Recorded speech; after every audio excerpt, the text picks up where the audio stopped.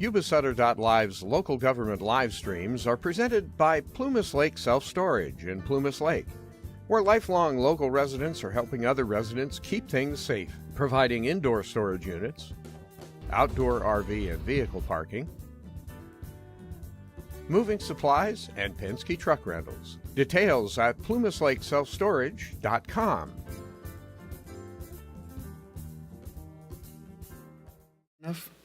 All right, I want to welcome everyone to our meeting today. Thank you for taking the time out of your day.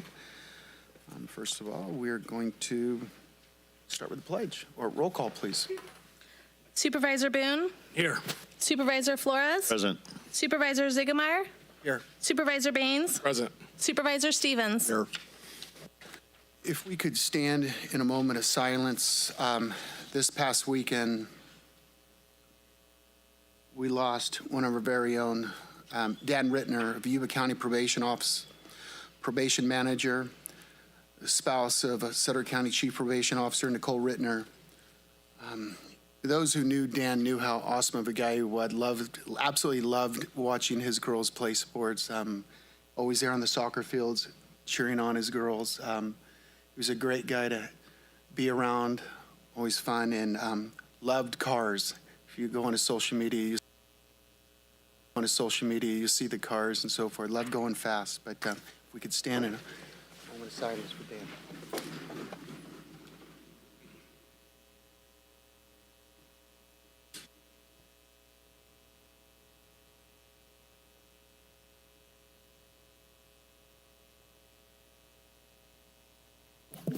Thank you. We'll have our invocation by Peter Park of First United Methodist Church. Let's pray. Remember not the former things, nor consider the things of old. Behold, I'm doing a new thing. Now it springs forth. Do you not perceive it? I will make a way in the wilderness and rivers in the desert. God of new beginning, new hope, and new possibilities, we come before you today for a meeting to discuss important issues and decide on what needs to be done in our community. First of all, I pray that you would bless everybody who gather here, fill their hearts with wisdom and the spirit of discernment as they evaluate and review the past decisions and projects and plan, look towards, and bring their hearts together for the future. These people are prioritizing our community first and seeking the good and the benefit of others. Bless their lives, keep them healthy, and let them be witnesses to the new things you are doing in their lives. Second, I pray that you would watch over today's meeting. Let their words be edifying and building each other up. Let their hearts be united, although they may have different ideas. Help us to find unity in diversity and diversity in unity, so that we may see a way in the wilderness being built and rivers in the desert spring forth here in Yuba City, so that we all can live in hope, peace, and justice. Lastly, I pray that you would bless our city, our community, and our country as we see and hear chaos, instability, and uncertainty in media and sometimes in our conversations. Help us overcome divisive rhetoric and come out as one nation under God, dedicated to enhancing the well-being of others, regardless of their religion, race, and language. Make us one and use us as a nation, a city on a hill for liberty and justice for all. In the name of Jesus Christ, we pray. Amen. Can I ask our Undersheriff Scott Smallwood to lead us in the pledge, please? Pledge allegiance to the flag of the United States of America and to the republic for which it stands, one nation, under God, indivisible, with liberty and justice for all. All right, if we could have our supervisors meet us down up front for some presentations.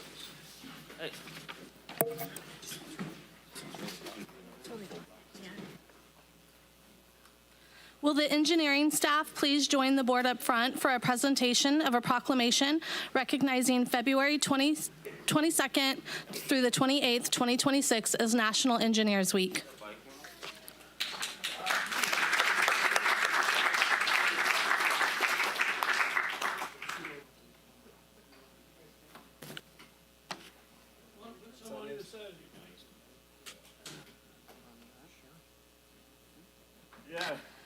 Founded in 1951, National Engineers Week is dedicated to fostering a diverse and well-educated future engineering workforce by increasing awareness of and interest in engineering and technology careers.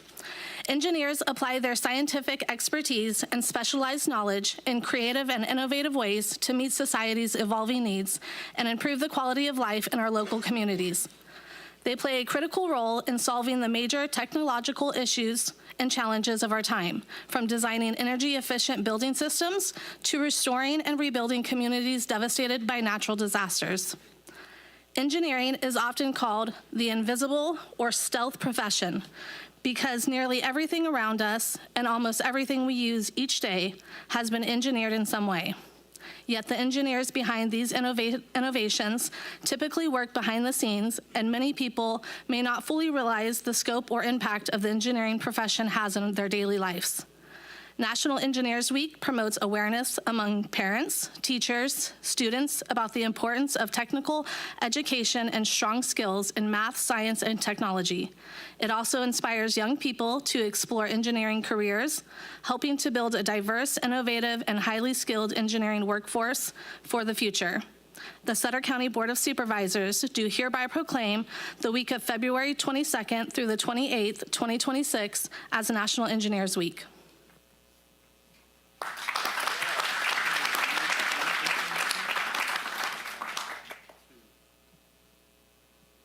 Is this thing work? Okay, so currently we actually have 2 interns up here. So raise your hand if you're an intern. All right, how incredible is this? Because when you drive the roads in the county, when you drive over those bridges, and you see all the repairs that go on within the county facilities and so forth, it's because of these gentlemen and ladies up here. This is what makes it happen right here. This is your behind the scenes. This is the group that sometimes this could be a 24-hour job. They're working around the clock. And nothing would be possible with our infrastructure of these roads if it wasn't for this group right here. Thank you, guys. Ladies, thank you for your service. Thank you. Yeah. What do you want to say something? All speechless. All right, well, thank you all.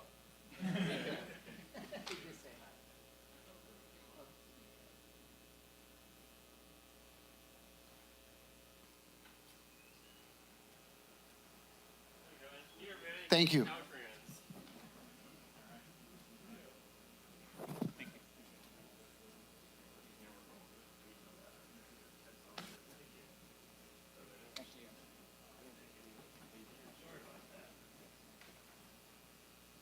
I think. Yep. All right. Well, thank you. That is it. That's one presentation today.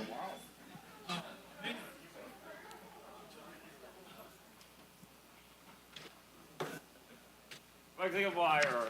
Cheerleader. All right. Next, we're gonna move on to public comment. Members of the public will be allowed to address the board on items of interest to the public that are within the subject matter jurisdiction of the Board of Supervisors. State law provides that no discussion or action may be taken on any item not appearing on the posted agenda. You have any speaker cards? Yes, Mr. Chairman, we have one speaker, Tony Farley.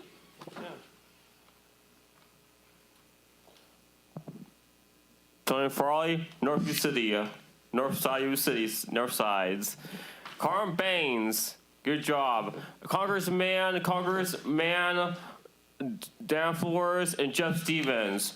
You're a congressman for Prop 50, man, Congress. Don't forget it. Dan Flores, Darth Vader Congress, and Sila Hatamani, Punk Pie Shop, congressman, you 2 congressmen in the House. Jeff Stevens and Dan Flores are 2 congressmen in Congress at the high school Congress. And Mike Zickemeyer, don't forget Zickemeyer, don't forget for cheerleader month, get both the Honker cheerleaders and Center Husky cheerleaders a big plaque award to honor the Husky cheerleaders and Honker cheerleaders, both rivals.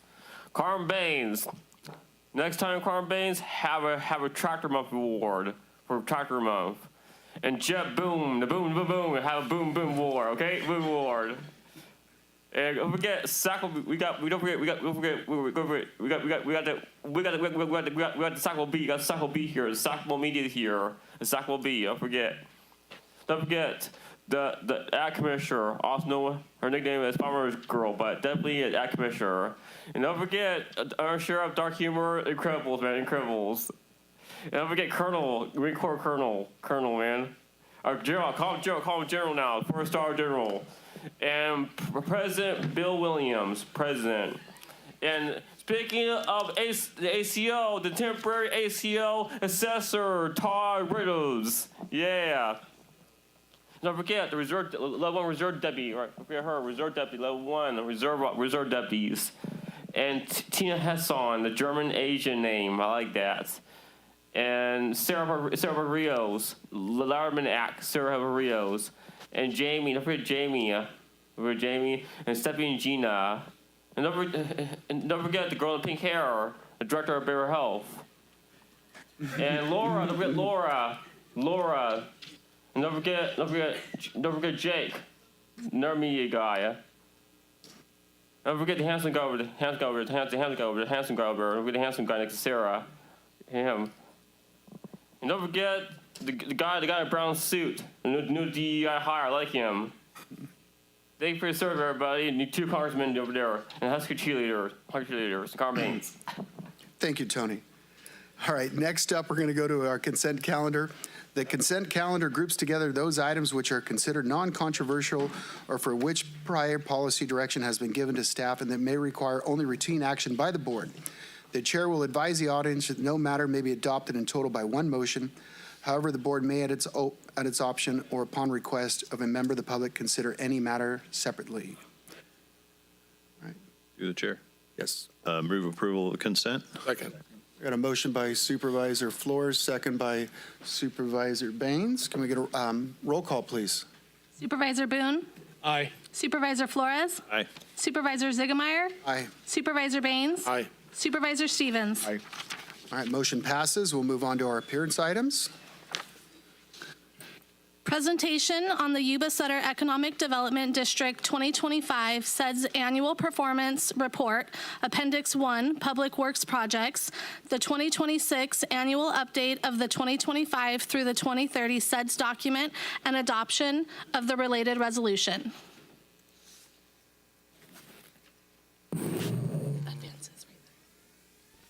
Good afternoon, Honorable Chair. Is your speaker? Microphone. Microphone. Thank you. Welcome to my presentation. And this presentation is going to focus on our vision to verified results and what has been delivered and what is grounded in the region's long-term economic plans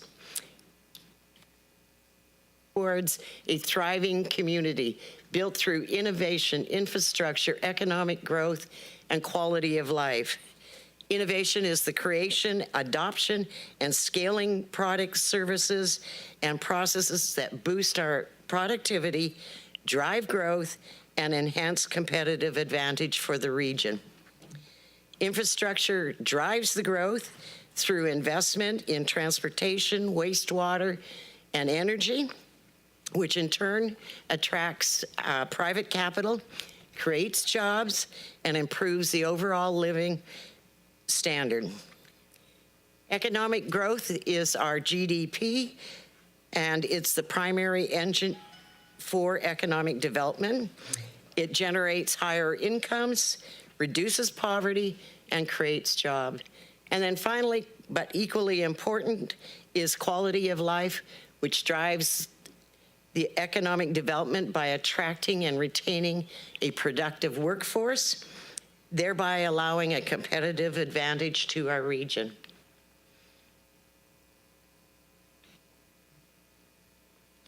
And Yuba-Sutter by the numbers. The region is growing, but infrastructure and workforce are the remaining key constraints to our region. And why is infrastructure a constraint? There's many sites cannot move forward without adequate water, wastewater, transportation, and flood projection. Projects like the South Yuba County Regional Water Wastewater, the levee upgrades, sites reservoir, and transportation have have been moving us forward and are designed to remove these barriers. Once infrastructure is in place, private investment will follow. And progress, oops, I lost it. Okay. Progress isn't measured by plans, it's measured by outcomes. We track jobs, investment, readiness, and quality of life improvements. And what follows will highlight these across the 4 pillars of our SEDS. So small business remains the key backbone for our local economy. And it's very important to support these businesses.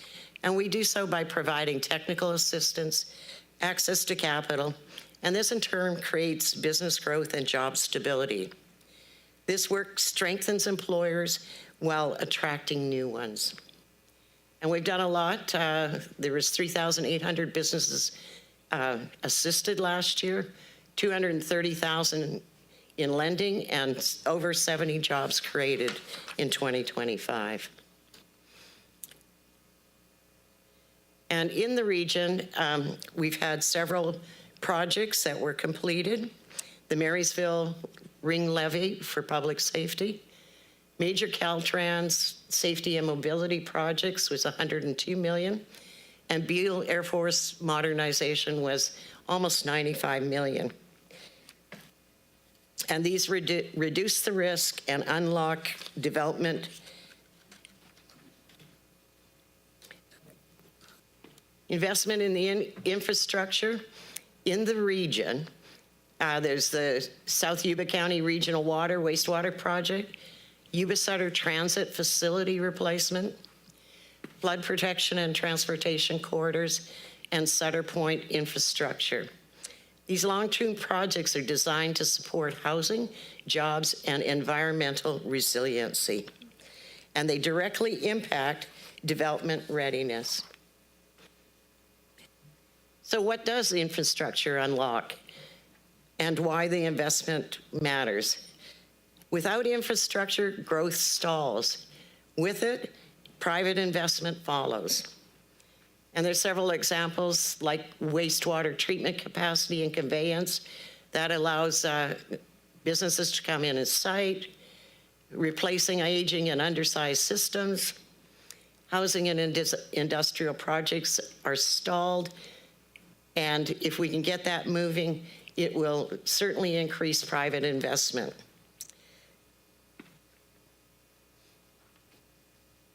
Our workforce and talent. Workforce is developing alignment with employer needs.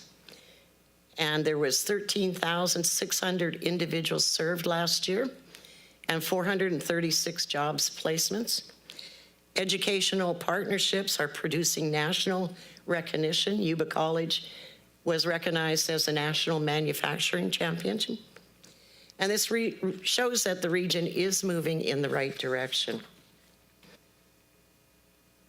And why do people choose to stay and invest? Housing projects help advance across all incomes. Art, culture, and tourism are drawing visitors. And investment in our parks, trails, and revitalizing downtowns will bring talent here. And employers will follow the talent, and talent follows livability. This in turn will strengthen our long-term investment in the region. There's 7 public works projects up and coming in Sutter County, 1 transportation road project, 5 bridge replacement projects. Richland Village broke ground with 133 units, housing of units. And Lakeside at Sutter Point anticipates 3,402 single-family residents and 399 multifamily residents. And occupancy for Sutter Point is anticipated August of this year. YSEDC receives another number of inquiries from businesses looking to site in our area. We had 18 inquiries. However, as you well know, the primary barrier is to siting these businesses is infrastructure capacity and housing. And with this Board of Supervisors' commitment to investment in infrastructure and housing, the county and region is ripe for responsible growth. So I want to talk little bit about commercial and retail leakage. In total, Sutter County has a leakage of $1.2 billion annually. And what rose to the top was shoe stores are needed, general merchandise stores, although there seems to be a lot of auto dealers, there could be more, and more full-service restaurants. And again, based on the commitment from you, we will become more attractive and competitive to compete for even a piece of this $1.2 billion. And we're excited to be a partner with Sutter County and look forward to seeing next year's progress. So SED's progress really does matter. It reinforces how regional coordination supports the Sutter County Board of Supervisors' decision-making process, improves grant competitive, reduces risk, and maximizes the return on public funds. And that's it for our presentation. Does anybody have any questions? With that, we'll bring it back to the board for questions. No questions. This will be a, no, I was going to, you know. I just want to first compliment you. Thank you for your presentation. That's really valuable information. So thank you for that. I do have a question on leakage though. So like auto dealer leakage, like maybe specifically, we do gain tax from auto sales still, right? So this would be actual sales of autos, or how's that work? You gain tax from sales within Sutter County, but you don't gain anything if they're purchased outside, like Roseville. I thought there was a tax, like if you purchase a car out of the county, but you live in the county. For jurisdictions that have a special tax, for example, Marysville or Yuba County, they do receive that 1%.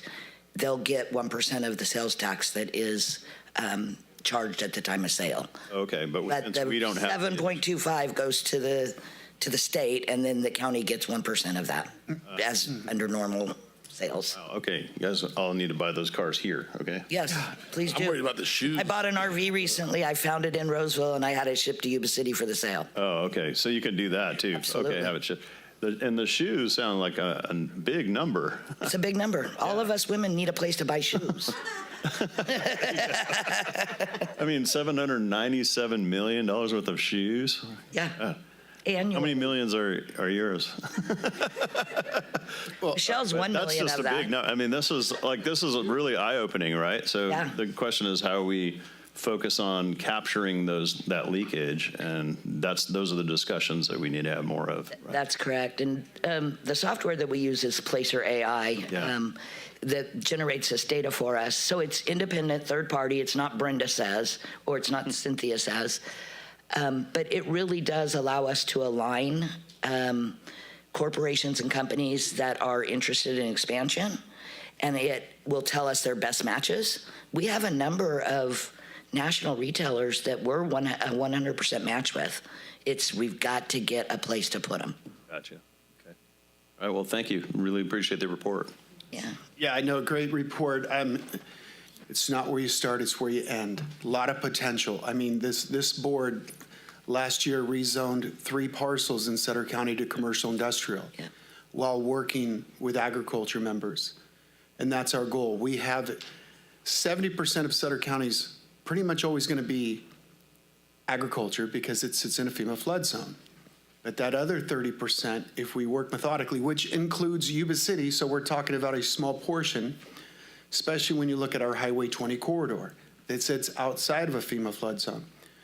We need to find a grant for a sewer treatment plant. So this is all tied, so we should be able to discuss it. But we need that sewer treatment plant that you discussed, infrastructure. Yeah.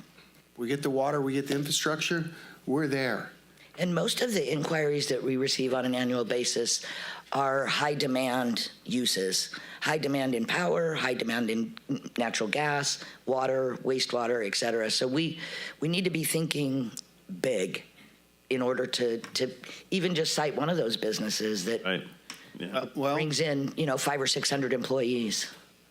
Help us, more minds the greater. Help us find that grant and land that grant that's going to bring us a sewer treatment plant. There's a lot of growth potential. Just a few years ago, we were #1 on the list for AutoZone, #1. Yep.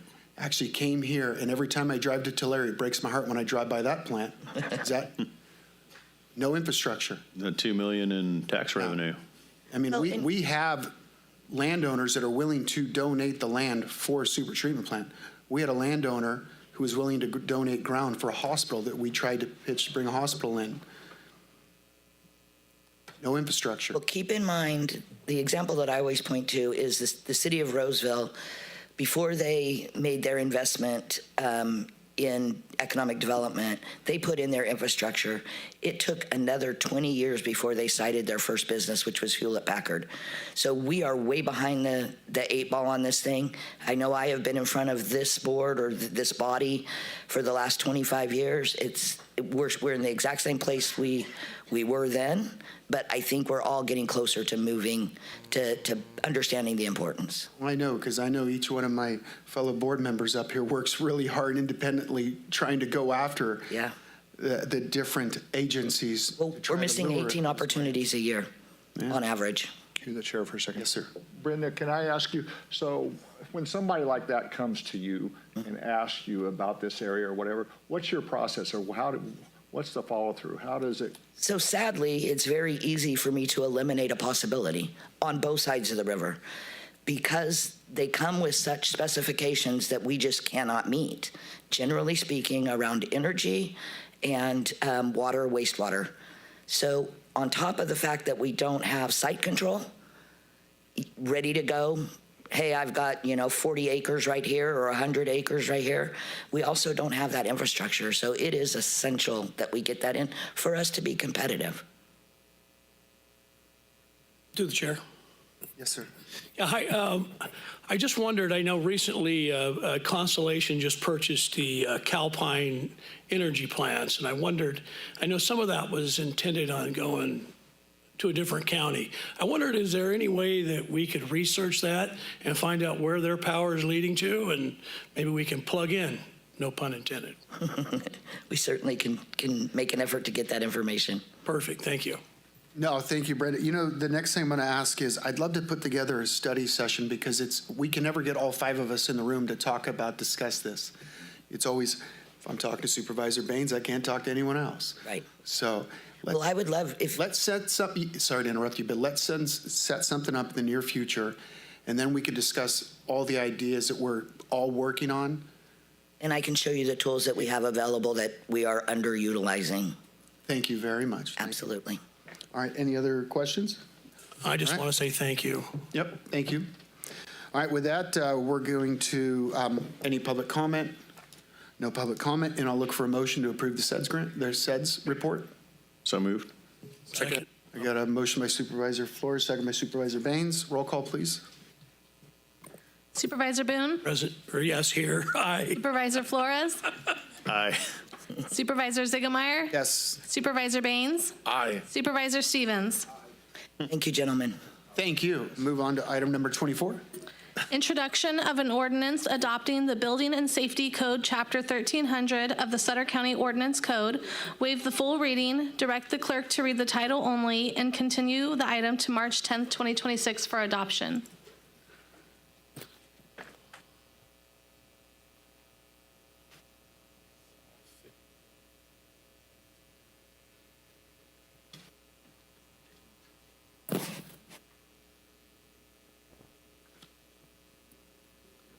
Good afternoon, Chair and Board of Supervisors. So Neil Hay, Development Services. This item is going to be presented by our Assistant Director, James Stevens. I think some of you may have met him through various meetings, but he's been working and prepared this staff report as well as a PowerPoint that highlights some of the changes that are in the current California Building Code that we're asking for you to consider and adopt.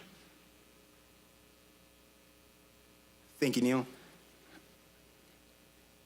Sorry, board, a little bit nervous. My first time presenting, so if it may, James Stevens, Assistant Director of Development Services. Today I'll be speaking a little bit about, as Neil mentioned, the building code adoption for the 2025 building codes. Just a bit of background, California Health and Safety Code 17960 requires building code to be adopted by all cities and counties, basically held in code regulations Title 24 California Building Standards.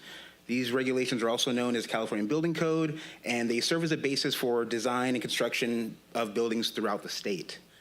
Every 3 years, building code commissions review the newest model of codes submitted for adoption and publication, and more or less on July 21st, 2025, Building Code Commission published the 2025 codes in full for jurisdictions to adopt. Additionally, by law, the codes are published and become effective of January 1 of every year, so they became effective 2026 this year. Any city or county may amend the building code to make standards more restrictive, not more lenient, just kind of like our traffic laws. The Building Inspection Division recommends the adoption and amending the published building codes are administrative in nature and do not apply more restrictive standards, as I kind of mentioned. The building codes recommended for adoption include the codes enforced by the Building Code Inspection Division and used as a minimum standard for construction within the county. Just a kind of a list of some of the things being adopted: the mechanical code, plumbing code, electrical code, residential code, parts 1 and 2 of the California Building Code as well. Some notable changes to the code this year: 104.2 CBC expanded to include additional authority for the building official to determine compliance. This basically gives our, Neil and some other people in the department the flexibility to be a little bit more understanding for some projects coming through, a little bit more discretion in-house. But the one that kind of stuck out for me was the one at the very bottom, 105.2. Swimming pool barriers are not exempt from permit regardless of height. Big safety concern. We want to make sure that our pools are safe, and the fact that this is now in the building code formalized that you need a permit for it, however, will just kind of improve standards of safety around homes with pools. During Public Works Committee was kind of asked about some of these changes that went into effect, or maybe that kind of affect the flood zone. So staff did some research, and what we ascertained was Appendix G of the code is a new section that addresses flood-resistant construction, which includes basic provisions of the local agency to meet requirements of the National Flood Insurance Program. At this time, the department is not recommending that the county adopt Appendix G. The department staff is reviewing it in comparison to the county current floodplain ordinance, Section 1780, floodplain management. The department will return before the board at a future time to offer recommendations about the appendix and any corresponding changes to that ordinance code. Some stats for our hardworking staff over in Development Services. Between July 1 and 2025 and February 9th of this year, they issued 567 permits of various types: building, solar, additions, all of that different kind of thing. Between that same time period, Development Services conducted over 1,200 inspections. As you know, we have one building inspector, Janine. She's a very, very busy individual, and she's done a lot of good work for our department. The department expects these numbers to rise dramatically once Sutter Point goes online. That is it. That is my entire presentation. Leave it open for questions. That will bring it back to the board for any discussion. Any questions? I have one question. Where would you compare this to the previous rule change? I'm assuming when you're talking about electrical insulation, probably thicker. I mean, what added costs do you believe this added? Not from us, but from, it's very important that the state makes these rules, not us. We're not the ones. But what would you feel? Thank you for that question, Chair.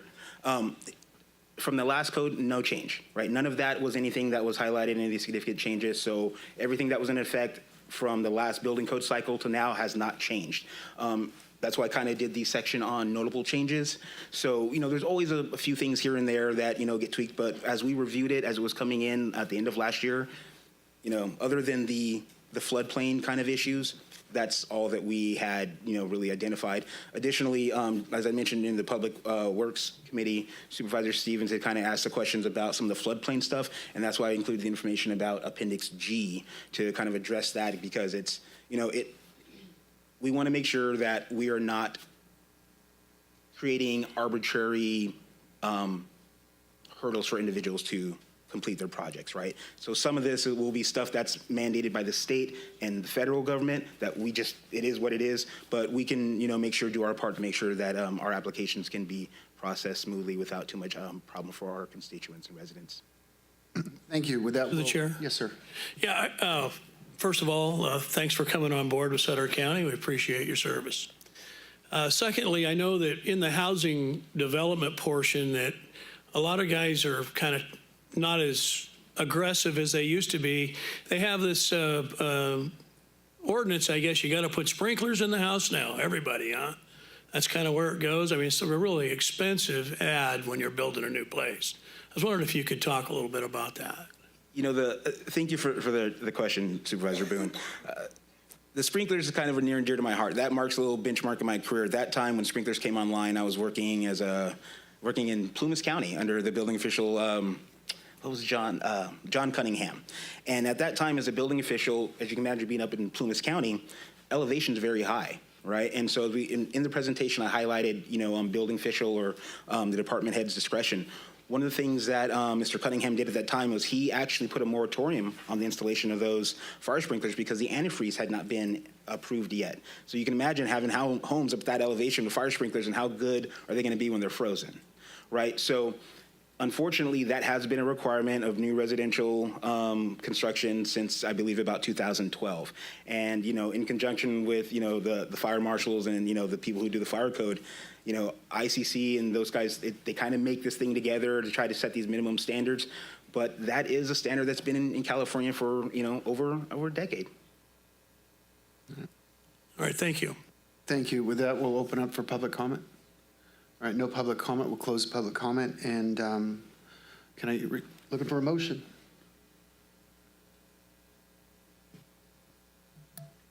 Move approval. Second. I have a motion by Supervisor Baines and a second by motion by Supervisor Flores, second by Supervisor Baines. Can I get a roll call, please? Supervisor Boone? Aye. Supervisor Flores? Aye. Supervisor Zigemeyer? Aye. Supervisor Baines? Aye. Supervisor Stevens? Aye. Motion passes. Can I ask the clerk to read the title of the ordinance, please? An ordinance of the County of Sutter amending the Sutter County Ordinance Code by amending Chapter 1300 pertaining to building safety codes. Thank you. All right, moving on to item number 25, Neil Hay, Director of Development Services. Authorization to execute an annual service agreement with public input in the amount of $26,663 for procuring and implementing a 3-year engagement platform in Sutter County through the Development Services Department. Authorization for General Services Director or their designee to execute and administer the agreement. Approval of an adjustment to the fiscal year 2025-26 adopted budget in the Development Services Planning and Building Planning, increasing appropriations by $26,663, offset by the use of salary savings. Good afternoon, Chair and Supervisors. Thanks for your time this afternoon. So this item, as the title reads, it's a software called Public Input, and really what it is, it's a web-based public outreach portal. As you know, our department, Development Services, does a lot of projects. And one of the things I've identified in attending, I'll say, a variety of town hall meetings, maybe related to the Lakeside Sutter Point development, is that there's a lot of information out there, sometimes misinformation. And while our department tries to agendize a variety of topics and conduct study sessions, still there's a need to try to get the information to the public. So our department was contacted. We did some research, had some demonstrations from this company. They're working with other agencies. There are cities in California's, Los Angeles County, San Diego County have also purchased aspects and modules of their software. What it is, it's almost just a specialized public outreach like website where for the price that we've specified, 10 projects could be listed That gives us an opportunity to take online polls, to do information and post specific project information. And with what's going on with Lakeside Sutter Point, there's going to be multiple development, lots of things going on. We're being approached by other developers who want to build there, and we need to be able to explain, how things would occur there. Our website, the new county website, we have lots of information, and it's certainly available. But to some degree, we've almost made it, we have a lot of documentation, and this allows us to segregate the information into almost 10 pages of where there would be different projects and then all the specific information about that project. It allows for chats or comments back and forth, and like I say, it allows for surveys. One of the first instances I had in exposure to this program was Caltrans's public outreach meeting in Sutter regarding the intersection of Humphrey Road and State Route 20. So they are considering intersection improvements there, and so they had a public outreach meeting, and they also use public input as they've adopted it statewide, and it allows them to, they can post exhibits, they can gather feedback. One of the things you can see at displays at presentations is QR codes. Right, and so you post a QR code, people have a smartphone, it immediately can take them to the specific project page, and they can get information. And it's just, this can be utilized for our road overlay projects, for example, our bridge replacement projects, right? A lot of the capital projects that we're doing in the county, both from Public Works and then also from development-wise, we want to be able to, share information and make it available so that people can get timely, information. We coordinated and worked through General Services, had them evaluate the software to make sure it would work with the county's existing platforms, and we, feel that it's going to be kind of an asset to our department, and then also to our public information officer, that he can help us kind of work with it to get the information out. And obviously we can work with your board in order to be able to, distribute information out to the community in the different districts. The price that's listed is what we feel was super reasonable. So this is the first year cost, includes some startup costs of about $26,000. The staff report includes the actual 3-year agreement to where it goes down discount wise. It gets to be about $24,000 1 year, $22,000. And so we wanted to try to do a multi-year agreement with them. With that, I'd be happy to answer any questions you may have. I'll bring it back to the board for discussion. Through the chair. Yes, sir. Neil, what department and who keeps this up to date? So our department will work with General Services to have it essentially created, and then Development Services would have the responsibility to posting information onto the various project pages. And the 10 pages, I will say, those can rotate every year. Like, for example, if we do a road overlay project, then that will just be a changing page every year. So we think 10 pages is enough. You can pay for more pages, but we thought 10 would be fitting for our department and jurisdiction. And this would be something the general public could just go on and look at any time and see what position development project is in at the present time. Right. I'll say, for example, one of the things I envision that is, as U.S. supervisors have town halls about, various topics, we could have, I'll just say an 8.5 by 11 sheets, flyer about a project with a QR code on it that you could have at the presentation. People could scan, and it'll just take them there. Right, it'll navigate them straight to that information. Then you don't have to explain, an overly excessive amount of information, and they would be able to see what's going on. They can comment. Like I say, with some of the projects the county has done, I believe, and that's why Caltrans does it as well, getting online feedback from a survey. Like just for example, traffic signal or roundabout, right? It's it's a big topic in Sutter County, but those type of things where we want to, garner some public input, because you can have town halls and, we can try to do outreach, but these days social media seems to be such an effective tool to gather comments. Thank you. Through the chair. Yes, sir. Move approval of the recommended action. Second. We have a motion by Supervisor Flores, second by Supervisor Baines. Can I get a roll call, please? Supervisor Boone? Aye. Supervisor Flores? Aye. Supervisor Ziegemeier? Aye. Supervisor Baines? Aye. Supervisor Stevens? Aye. Thank you. Motion passes. I'm going to take away Mike. We're going to give someone else a chance. Approval of a no-cost memorandum of understanding by and between Connected Beginnings, a collaborative network consisting of Casa de Esperanza, Plaisium Yuba-Sutter, Family Soup, Applied Survey Research, Sutter County Children's and Family Commission First Five, Sutter County Superintendent of Schools, Sutter County Victim Services, Sutter County Probation, Sutter County Health and Human Services Department, Children's Services Branch, Child Welfare Services Division, Public Health Branch, and the Children's and Family Commission for a 3-year term commencing on the date of the last signature, authorization for the Sutter County Department Directors or their designees to sign the MOU and any amendments approved by Sutter County Council thereto. Mouthful, Stephanie. Thank you. Honorable Chair and members of the board, hi. Thank you for the opportunity to be here today to speak to Connected Beginnings. And for the record, my name is Michelle Blake and I serve as your Executive Director of Sutter County Children and Families Commission.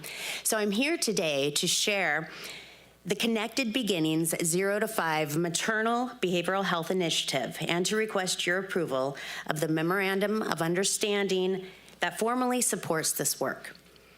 So following my presentation at our Health and Welfare Committee, Supervisors Flores and Stevens encouraged us at HHS to bring this to the full board because this initiative truly reflects strong local leadership, trusted partnerships, and a shared commitment to improving outcomes for our families. So before discussing the program and the funding, I want to briefly share why this matters. Maternal mental health during pregnancy and early childhood shapes a child's entire life trajectory. When these needs go unmet, we see higher risks of developmental delays, school readiness challenges, family instability, and child welfare involvement. So when we miss families early, the human and financial costs appear later. Connected Beginnings allows us to intervene earlier, more intentionally, and more effectively before families hopefully even reach a crisis. So Connected Beginnings is a county-wide cross-system initiative that is focused on strengthening maternal and early childhood behavioral health systems. Sutter County was selected as one of only 6 counties statewide through a competitive process, and we were awarded $2 million over 3 years. So this reflects the high level of need in our community, but more importantly, our readiness in Sutter County to deliver coordinated and high-quality solutions. This initiative was developed locally by Children and Families Commission, and we found a great partner to lead the efforts in Casa de Esperanza. And we also have other county and community partners in which we'll speak to in a moment. So from the beginning, this program, it was built here for Sutter County by Sutter County partners, with the commission serving as the initial backbone and convener. So through Connected Beginnings, partners are starting already to deliver coordinated evidence-based services, and these services include perinatal mental health, substance use screenings, trauma-informed therapy, developmental and autism assessments, parenting and attachment programs, and early learning and school readiness supports. These services are designed to work together. Families are connected through coordinated pathways for care, and the goal is not that we're creating more programs, it's that we are creating a better system. So let me first and foremost recognize our community-based partners, our leaders, Casa de Esperanza with Meredith Evans and Michelle Downing, thank you. We also have Plaisium of Yuba-Sutter, Family Soup, and of course, your commission team. Julie, Erica, Rachel, and Jennifer are in the house today. I don't think I'm missing anyone else. So these organizations, they're already out on the front lines, building trust and ensuring services are accessible and culturally responsive. So together, we're all developing a shared brand and, oh, is the logo available? I thought it was up. I was like, Vanna, not. So this identity of the logo that we created together is to reinforce that this is truly a united effort. These are not separate programs. It's okay, Stephanie, if you can't find it. We'll get there. Accountability is another component of Connected Beginnings that I wanted to speak to, and it's so important for this initiative. Applied Survey Research is serving as our independent evaluator, and they're overseeing our data collection, our outcomes, and continuous improvement. And what's so exciting is that this project has received Institutional Review Board approval, ensuring privacy, ethics, and voluntary participation. It's okay, we don't have a website. So this positions our community, which is so exciting, as a learning community, and we will be able to contribute to the research statewide about what works. Families served through this initiative often interact with multiple systems, and we know that no single department can address these needs alone. So the MOU before you today ensures earlier identification, coordinated referrals, multidisciplinary planning when that's necessary, and trauma-informed approaches, moving us from siloed responses to shared responsibility. So let me be clear about what this MOU does and does not do. It formalizes county participation, it strengthens our governance, clarifies roles, and supports shared responsibility. This MOU does not create any general fund obligations. It does not replace statutory roles or commit the county to future funding. This is a no-cost agreement reviewed already by council that allows us to responsibly leverage state investment. So with this MOU in place, Sutter County is positioned to improve maternal mental health, strengthen early childhood development, improve school readiness, reduce avoidable system involvement, and build sustainable systems. This is prevention, this is smart governance, and this is a long-term investment. So what Connected Beginnings MOU does is formalize collaborations. It moves us from informal, relationship-based coordination to standardized, reliable systems with shared tools, aligned data, and clear accountability. So in closing, this MOU allows us to implement proven programs and connect our systems so families experience care and not complexity. So on behalf of the Children and Families Commission and our Connected Beginning partners, I respectfully ask for your approval, and I always thank you for your leadership and commitment to our Sutter County families. And we're all here should you have further questions for us. There it is. All right, with that, we're gonna, All right, we'll bring it back to the board for discussion. To the chair? Yes, sir. Move to approve. Second. All right, well, I want to say Just great quick job. comment, yeah. I want to say we were very lucky to have this group here. Very, very fortunate. I mean, this is, if you're around any of these individuals and how above and beyond they go for this community, it is unreal. Thank you. Thank you for what you all do. Through the chair, I would agree with Supervisor Ziegemeier, and I appreciate your coming out to do the presentation. I know Supervisor Stevens and I were excited when you brought it to the Health and Human Service Committee, and what a program. This is really impressive. So we look forward to watching it get implemented throughout the county, and we already know you guys are going to do an amazing job. So we're looking forward to seeing it, and hopefully come and report on how things are going. Love to see it. Thank you. I'd just like to echo the same comments here that all of you are doing tremendous jobs. I was actually having a conversation with Sarah earlier today, and I just want to make sure tobacco education gets thrown in there someplace. So that's very important to me, and that you guys can all help participate in that. All right, with that, we'll look for a motion. It's already been made. Okay, was that motion by you, Supervisor Baines, and the second by Supervisor Boone? And roll call, please. Supervisor Boone? Aye. Supervisor Flores? Aye. Supervisor Ziegemeier? Aye. Supervisor Baines? Aye. Supervisor Stevens? Aye. You know, I never asked for any public comment. I'm assuming there's no public comment. All right. So we'll bring it back for item number 27. Jamie Yang. Presentation on the 2026 Sutter County Legislative Platform.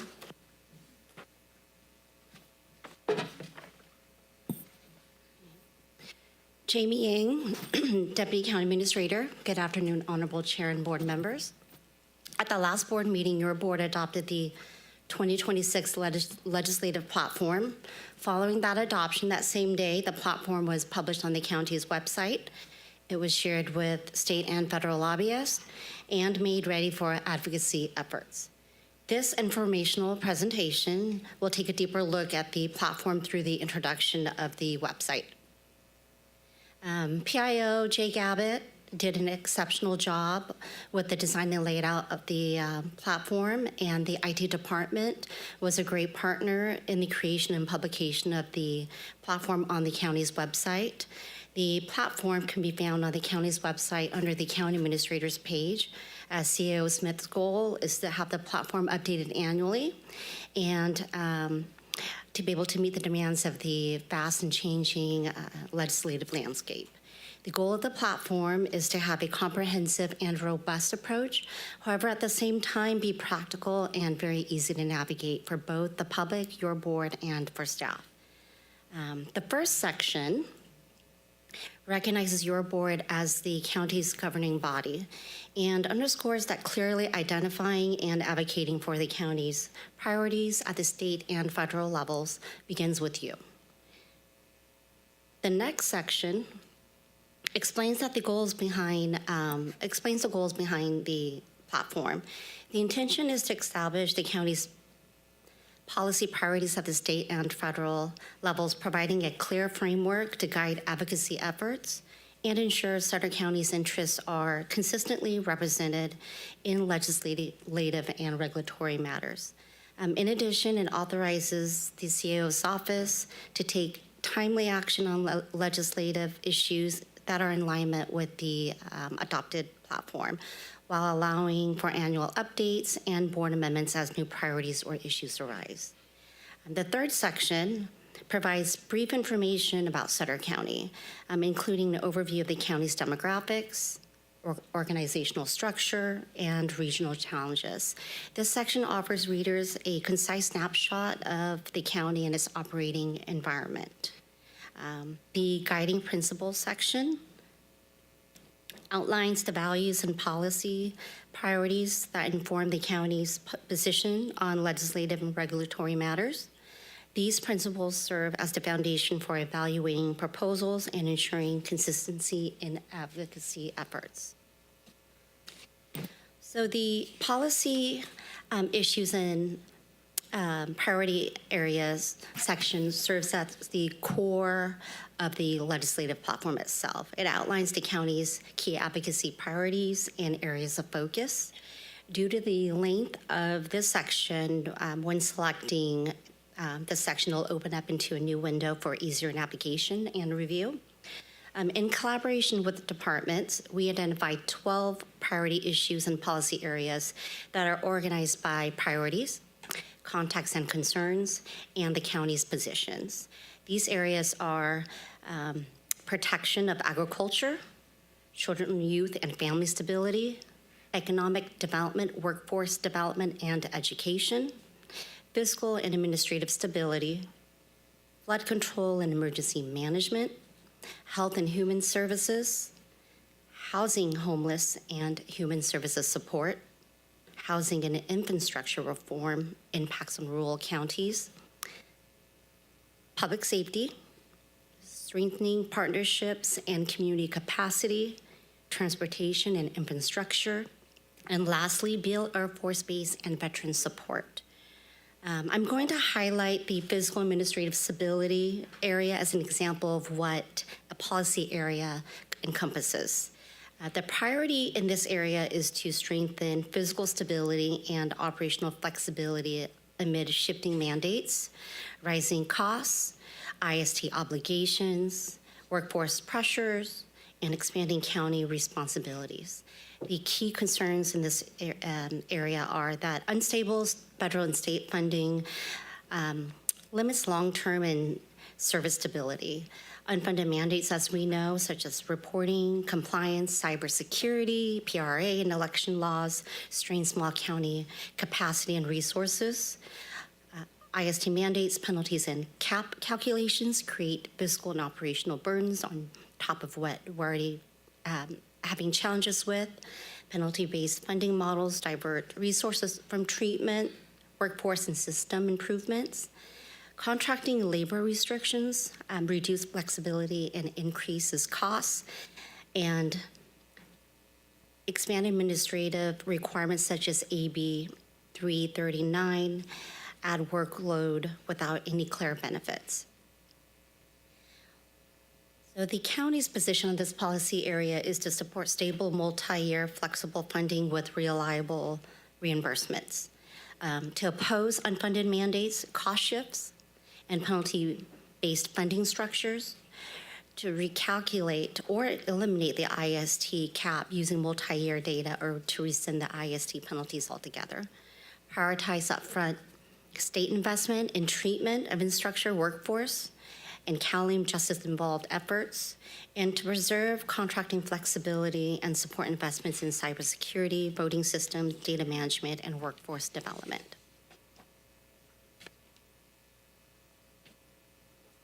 So this next section outlines how the county will collaborate with state and federal advocacy organizations, as well as key state and federal partners and departments to advance legislative priorities, protect essential services, and obtain clear guidance, flexibility, and technical assistance.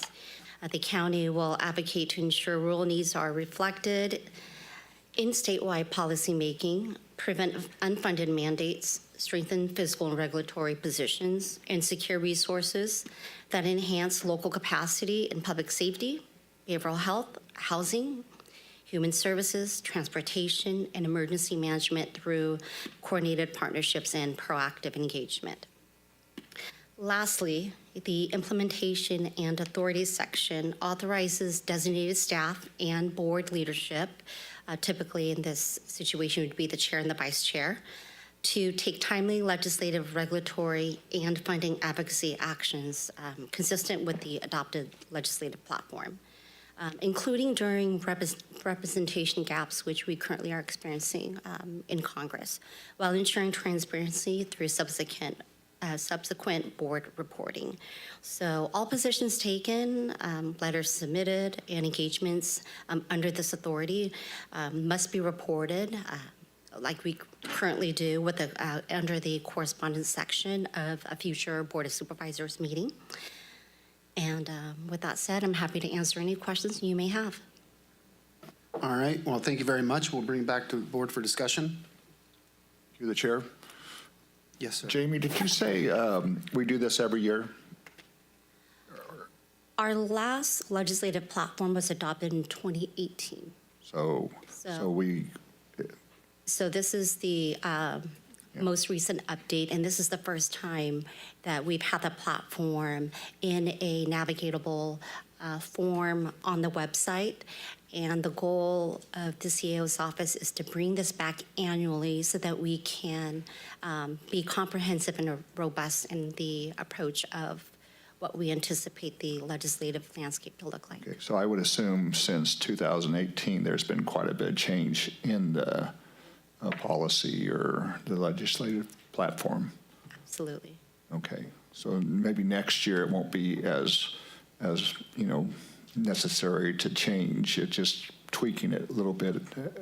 That's the hope, but similar to how the current legislative platform was developed, we will keep our eyes and ears open. We'll work with your board and department heads and our state and federal lobbyists on what we anticipate the next calendar year to look like legislative-wise, and then from there create a platform that we think would be able to hit the ground running, and we can provide the opportunity to have a voice through advocacy letters quickly. Okay. It's hard to predict because it's politics, right? It's going to be whatever happens throughout. But I just want to commend you. Great presentation.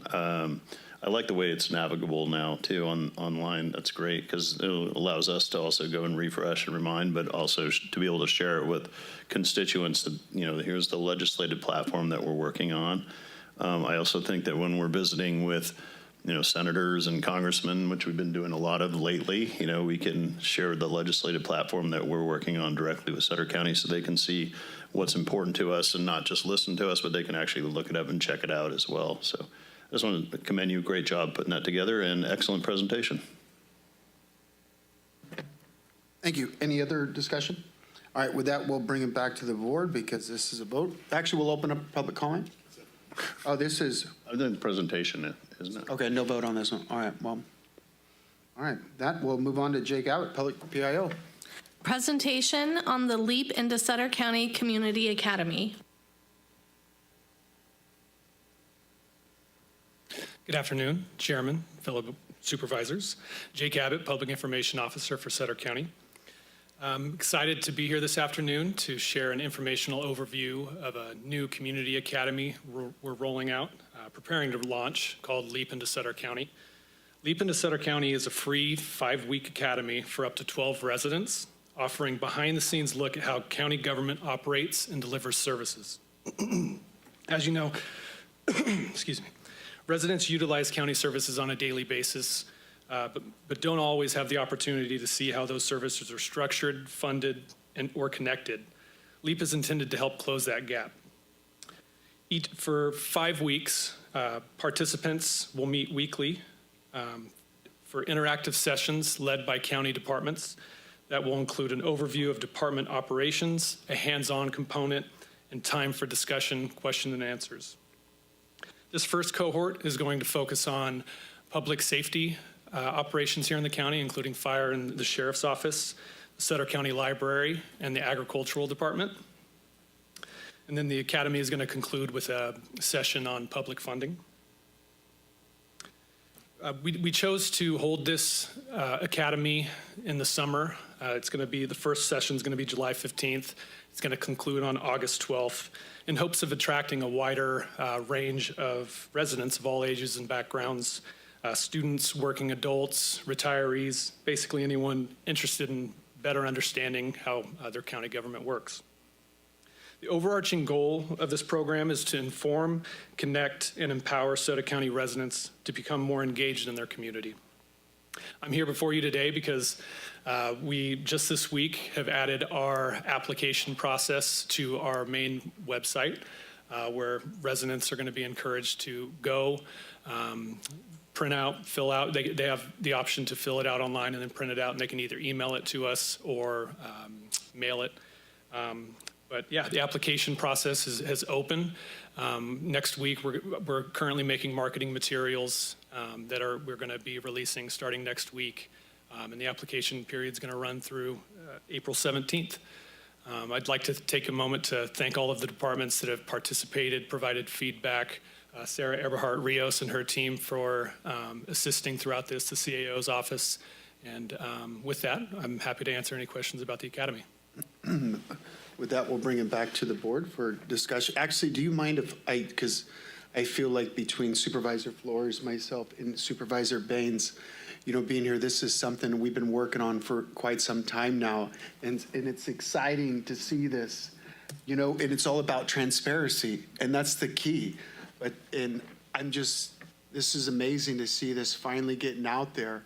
And I'm really hoping that people really take the time to join, because this is, so many people, we constantly all get text messages. Why is this going on? This is the nuts and bolts right here. This is your chance to really get in depth on what happens in a county, how the counties run, without hearing it from us. You get that one-on-one with department heads. I was just going to say, I think all 5 of us should sign up for it, and we could probably learn something. Lots are currently open. Yeah. Hey, through the chair, I just want to commend you for putting this together and working on it. I'm excited.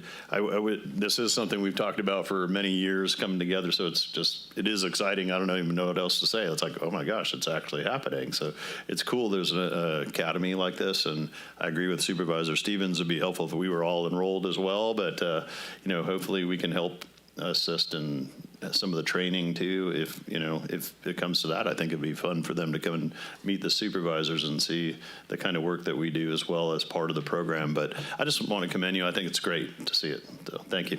To the chair. What was the dates again on that? He's ready to sign up. Yes. The first session is going to be held on July 15th, and it's going to be once a week for 5 weeks, and it's going to conclude on August 12th.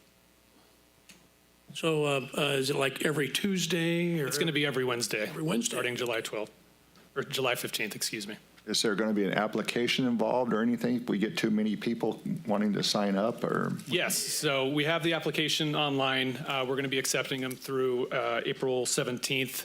At that point, we're going to set up a panel with the various departments that are participating and members of the CAO's office to go over it and select, because at this first cohort, we're planning to do up to 12 residents. Great. All right, well, thank you very much. Bring it out to the public if there's any public comment. With that, no vote. Thank you, Jake. Thank you. Great work. Thank you. Moving on to our county administrator, acting county administrator. Well, first of all, thank you, Chairman Ziegemeyer and supervisors. I will tell you that I already asked if I could be on that list, and they're like, I don't think so. So I'm hoping that I'm on the wait list. So I'm gonna push for you guys being on the same list. So I just want to thank Jake. I know that he put a lot of effort in, along with Laura from the CAO's office, to bring this to fruition. And Jake has done a tremendous job in this, and that's why I asked him to present, because he deserves some of this recognition for putting this together. So I really thank him for all his effort in this. That's right. Good job, Jake. And he's a sharp dresser, too. Did you notice that, Tony? Yeah, man. Jake's a sharp dresser. Yeah. Anyway, we have a couple of community things coming up that I want to remind our community and the supervisors. We have coming up the second annual Conversations in Healthcare Town Hall. That is tomorrow night, 5:30 to 7 p.m. That will be held at the Yuba County Government Center in the Supervisors' Chambers, 915 8th Street in Marysville. I know that Supervisor Flores and Supervisor Stevens, I believe, will be on the panel, and I will be there myself.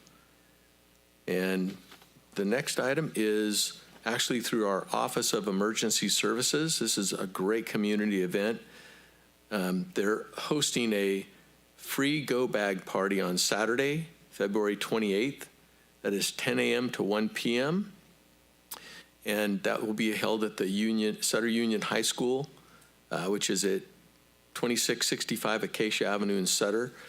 And what this is, if you don't know, it's they'll be handing out a backpack, and it will have various items for, a quick go bag for safety things, a 4-in-1 tool, a tote bag, flashlight, glow sticks, work gloves, eye protection, water carrier, emergency radio, duct tape, whistle, first aid kit, survival blanket, rain poncho, and other items.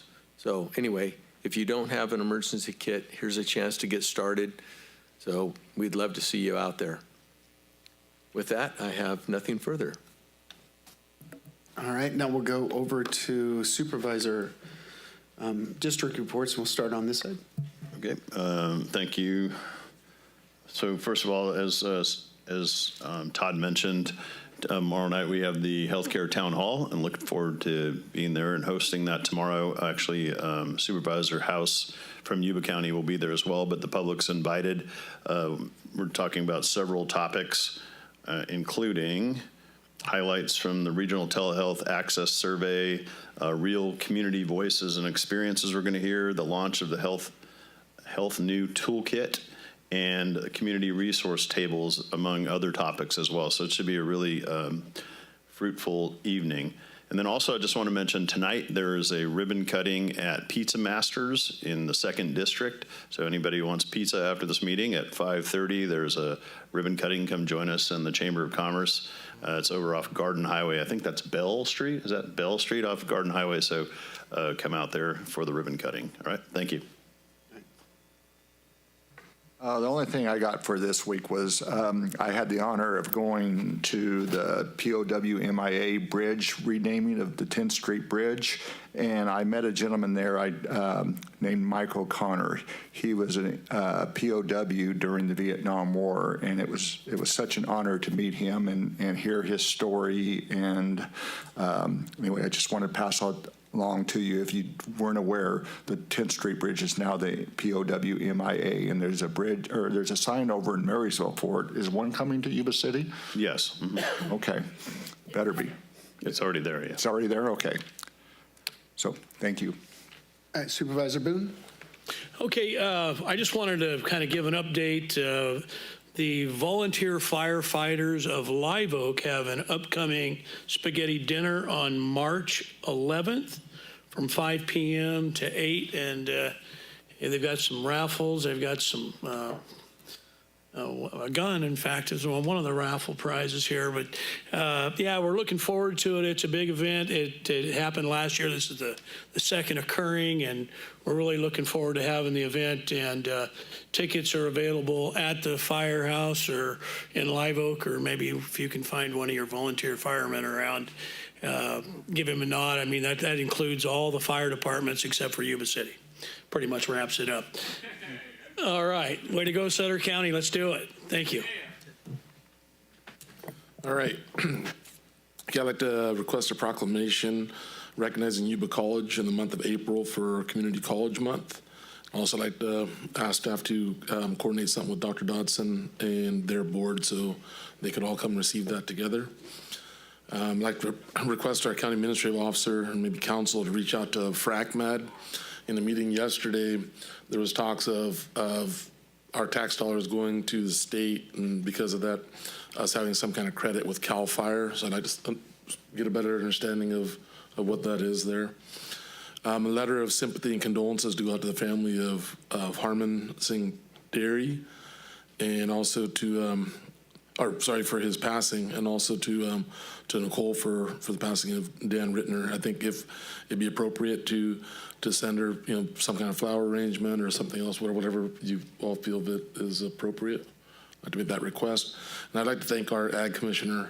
She wrote a letter that was instrumental in parcel of this help that they're trying to create for some kind of emergency relief for the Del Monte growers, our local farmers that don't have a home, and her letter is going to assist them with some sort of a tree pull program, or showing the urgency of those trees to be pulled out and not just to wait due to like the pest pressures and that type of thing. So I just want to thank you, but also I'd like to make another request to you that to see if there's any type of declaration that can be made on behalf of the county through the Ag Department. Again, just trying to see other options to seek some kind of emergency relief, whether it's a county disaster based on that bankruptcy or the, something to help, something for you to look into if you can, sorry.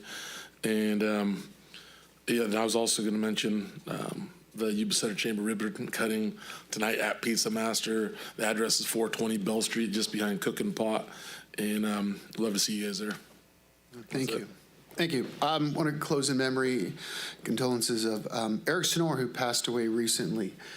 I was a senior in high school and Eric was a freshman. If you ever met the kid, you would love the kid to death. He was a great guy.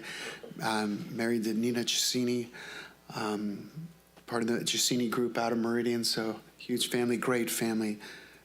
Hadn't spoken to him many, many years. But when you would see him, just all around awesome, gone way too early. I'm sure we'll all want to be on Dan Rittner's in the flowers. I think that's a great idea. I would like to request a plaque recognizing Bi-County Ambulance for 50 years. And so we could present them at their new remodeling. And then I'd like to also request a paver at a museum with Kelly Bumpus, founder of Bi-County Ambulance. Bi-County Ambulance has given their heart and soul to this community over the last 50 years. And you look at Alex Bumpus and his brother and his family and what they continue to do. If you had the chance to ever, when you knew Kelly, he passed away not last year, but he was just an amazing guy, did a lot, and his family is carrying on the legacy. So I'd like to Look for that. And we'll go on to sports. We have Faith Christian basketball in the mix of playoffs right now. I believe they just won the first playoff game. They've won 2. So for the section championship. So please, let's keep them in your thoughts. We're rooting for them. Sutter girls basketball bowed out last week. They won this league championship. So let's, first of all, before I forget, let's give some plaques to these teams in the county that have won on to win league championships. Sutter lost to a tough, amazing Marysville team last Friday night. It was a great game, lost in overtime. It was a really good game. I was actually at the game with Jim Whitaker and our kids, so that was fun. Wrestling, make sure we get the same thing for these kids in wrestling. I believe they're wrestling this week to see who's going to state. And I believe the ladies for women's wrestling, I believe they qualified last week. So if we have some girls that qualified for state, want to recognize them. Baseball season, you get a chance, stop at the Little League parks, grab dinner. You know, they raise a lot of money that way and catch some games. It's always fun for Little League baseball. Other than that, great meeting. Yes. Chair, I'd like to make a motion to approve the request. Have we got a motion? When we have a second, can we get a roll call, please? Supervisor Boone? Aye. Supervisor Flores? Aye. Supervisor Ziegemeier? Aye. Supervisor Baines? Aye. Supervisor Stevens? Aye. Motion passes and no closed session today. And we will adjourn the meeting.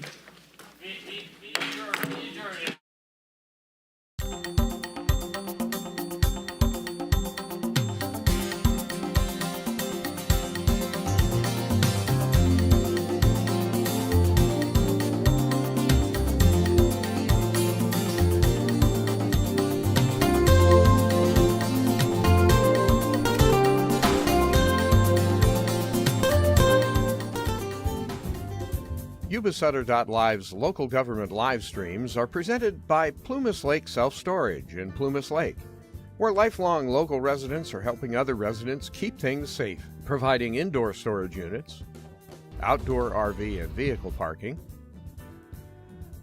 moving supplies, and Penske truck rentals. Details at plumaslakeselfstorage.com.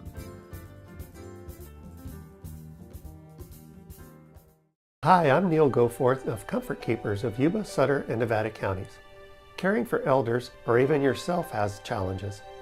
Comfort Keepers of Yuba, Sutter, and Nevada counties can help you address today's issues and plan for tomorrow with in-home and specialized care for you or your family members. Call us at 530-749-8800. Comfort Keepers of Yuba, Sutter, and Nevada counties.